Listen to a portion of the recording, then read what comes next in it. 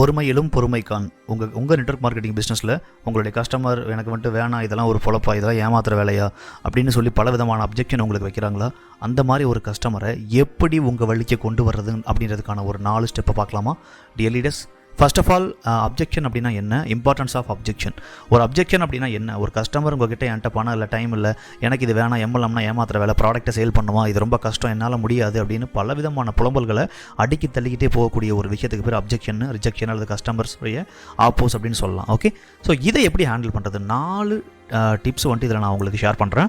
So number 1 வந்துட்டு பார்த்தீங்கன்னா, பொதுவாக ஒரு அப்ஜெக்ஷன் வைக்கிறவங்கள நீங்கள் வந்துட்டு பார்த்தீங்கன்னா ரொம்ப சந்தோஷமாக ஹாப்பியாக அவங்கள வந்துட்டு ஹேண்டில் பண்ணுறதுக்கு ரெடியாக இருந்துக்கலாம்.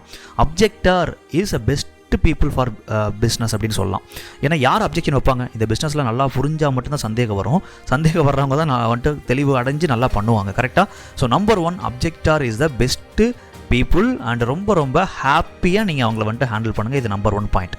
ஓகே, ஸோ செகண்ட் வந்து, உங்களுடைய பயத்திலேருந்து வெளியே வந்து அவங்க என்ன சொன்னாலும் இதெல்லாம் ஒரு ஏமாத்துற வேலை, பொழப்பா, இதை பண்ணுறதுக்கு வேறு ஏதாச்சும் பண்ணலாம்ல அப்படின்னு சொல்லிட்டு உங்களை வந்துட்டு கேவலமாக திட்டினா கூட நீங்கள் அந்த இடத்துல ரொம்ப ஓகே ஸ்ட்ராங்காக உறுதியாக உங்கள் கம்பெனி மேலே ரொம்ப ஸ்ட்ராங்காக உறுதியாக நம்பிக்கையோடு இந்த தொழில் மேலே, நெட்வொர்க் மார்க்கெட்டிங் இண்டஸ்ட்ரி மேலே, தொழில் மேலே நம்பிக்கையோடு இருந்து உங்கள் ஃபியர்லேருந்து ஃபஸ்ட்டு வெளியே வாங்க. Come out from your fear.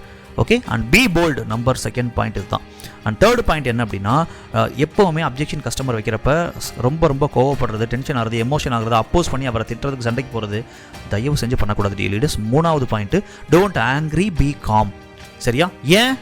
அந்த அப்ஜெக்ஷன் பண்ணக்கூடிய நபர் தான் உங்கள் டீமில் ஒரு மிகப்பெரிய ஒரு லீடராகவும் பெரிய பிஸ்னஸ் கொடுக்குற ஒரு ஆளவும் மாறுவார். இது நிறைய லீடர்ஸை வந்துட்டு இதில் வந்துட்டு பார்த்தீங்கன்னா இந்த விஷயத்தை அனுபவிச்சிருக்காங்க. நீங்கள் அனுபவிக்கணுமா? இதை அனுபவிச்சா மட்டும்தான் உங்களுக்கு புரியும். So don't angry, be calm. 4வது பாயிண்ட்டு, ரியாக்ட் பண்ணக்கூடாது, பொறுமையாக பதில் சொல்லணும். Just response. ஓகே, டோன்ட் உணர்ச்சி வசப்படாதீர்கள், பொறுமையாக பதில் சொல்லுங்கள். இந்த 4 பாயிண்ட்டை ஃபஸ்ட்டு நீங்கள் அப்ளை பண்ணி அப்ஜெக்ஷன் ஹேண்ட்லிங்கில் ஃபஸ்ட்டு கஸ்டமரை ஒரு கூலாக ஹேண்டில் பண்ணுறது எப்படின்னு கற்றுக்குங்க.